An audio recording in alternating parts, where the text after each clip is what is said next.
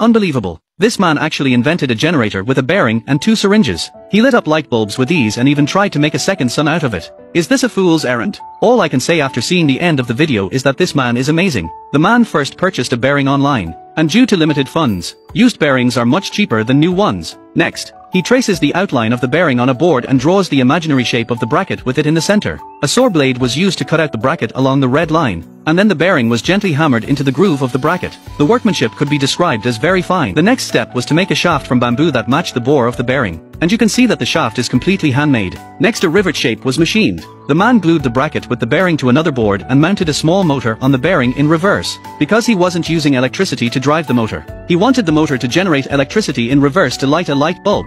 The man had prepared 2 clean syringes and 4 button magnets, which were obviously a little antique as well. When it comes to utilizing waste, Indians are really good. He glued the magnets to the syringes in the same direction to achieve the effect of peer repulsion. Then he removed 2 magnet rings from the old radio and glued them to the syringe with 502 glue. Now put the pusher into the syringe to see the effect. When the pusher is near the bottom, the magnetic force of the magnet repulsion pops the pusher back. Take 2 yogurt straws, cut them to 2 centimeters long and glue them to one end of the pusher with hot melt glue and make 2 simple springs out of bicycle strips. Next it was time to start assembling. First connecting the syringe to the bearing with a simple spring bar, then fixing the syringe to the bracket with hot melt glue, so that when the bearing rotates it will drive the actuator to make a piston movement in the syringe. The other side was fitted in the same way, so that a generator was complete. Only one of his fingers was needed to start the machine. And now the man was about to prove whether the great conjecture of the artificial sun could be realized or not. Just like that, a simple device without any energy input actually did light up a light bulb. The man said that if the device could be enlarged 10,000 times,